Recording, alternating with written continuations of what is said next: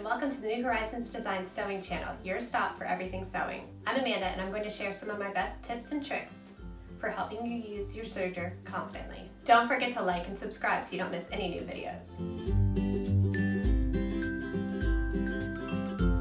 Sergers are a great machine for a home sewist to have because you can get very professional results with them very easily.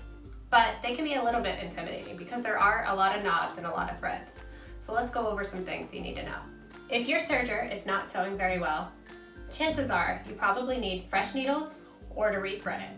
Always make sure you're changing your needles regularly. When your needles are in your machine properly, they will be at two different heights and the flat part needs to be towards the back. Sometimes it can be hard to push them up all the way into your machine. Sometimes if they're not pushed up all the way, they won't make a very good stitch.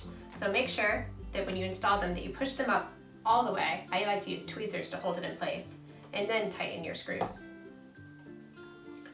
Remember that your needles will be at two separate heights and that's okay. Now let's go over some things about threading your machine. In order for your machine to chain properly, it needs to be threaded in the correct order. Every serger I've ever used has you thread your upper looper, then your lower looper, then your right needle, then your left needle. It's very important that you go in the correct order. I'm going to go ahead and thread my machine real quick. And here's some other things I like to do to make sure that my machine is threaded properly. Turn all your tensions all the way down. That way, it's easier to make sure that your thread is all the way in the tension disc. Also, when you pull your thread through your tension disc, you want to pull it through as if you're flossing to make sure that it's all the way in there. If your thread isn't fully in the tension disc, the tension knob won't adjust your tension very well. It's a good idea to have some long tweezers handy when you're threading your machine because it can help you get to the hard to reach places. As you thread each part, you want to make sure that you pull your thread underneath the serger's foot in towards the back.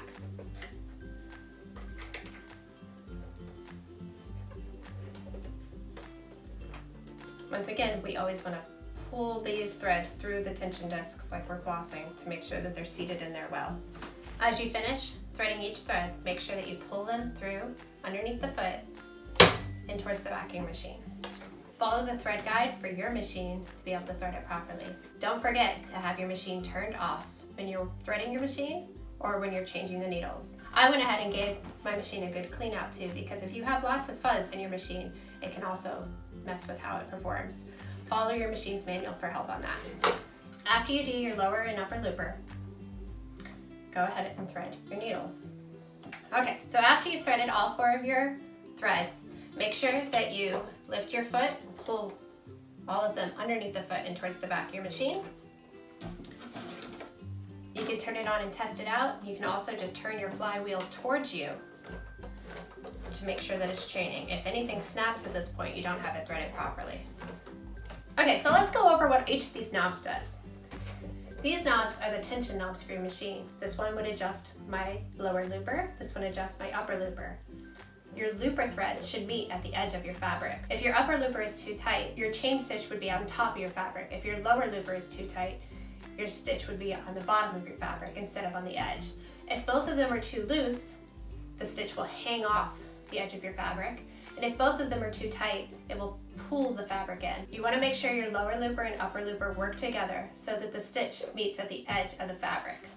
Your needle tension, if it is too tight, your stitch might pop or break.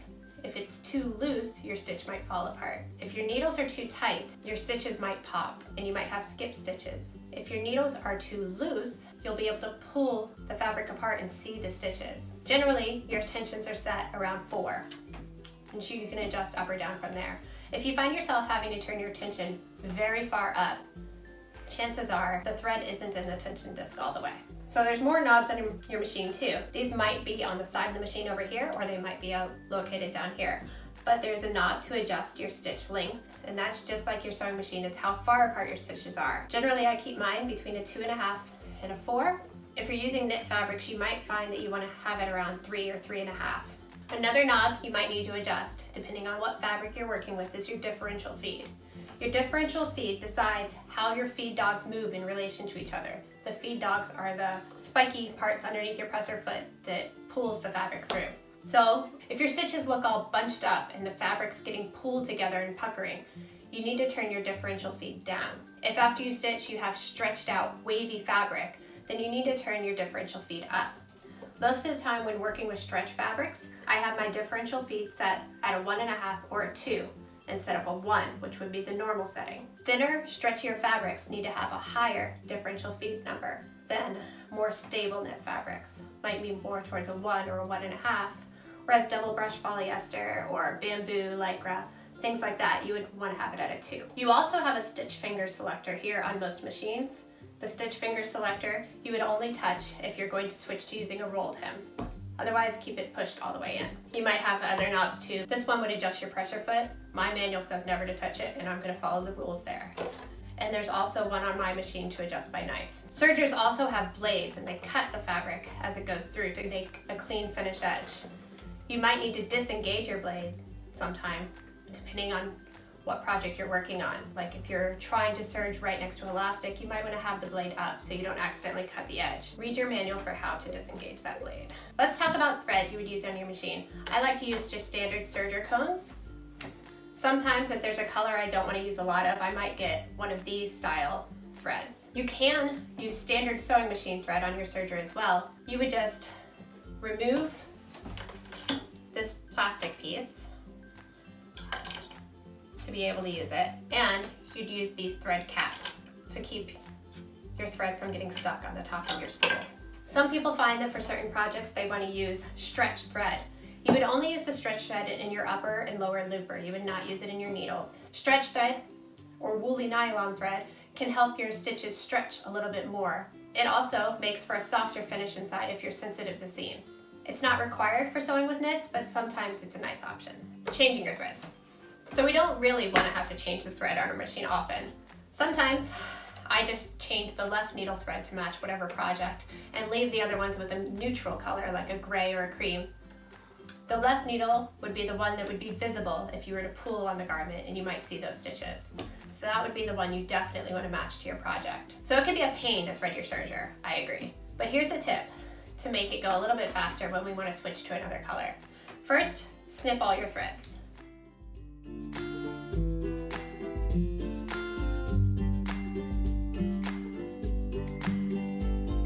Now you might notice that your serger threads don't get used at the same rate. Your upper and lower looper use a lot more thread per stitch than your needles do. So you want to rotate those regularly if you can. Now I'm going to go through and tie a knot to connect my old thread to my new thread. Try and make it as small as knot as possible, but secure. So after you've tied the new thread to the old thread, give each one of them a little tug to make sure that they're nice and secure, and then cut off the extra pieces. So now that we have little knots and are connected, turn all the tensions to 0, make sure your needles are all the way up, lift up your presser foot, and then tug your thread through. Once you see all 4 of your new color threads, you've changed the color. And then you can turn your tensions back up to where they were.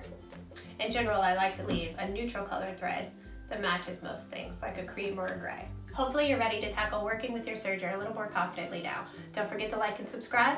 There's a link below also for the blog to go along with this video.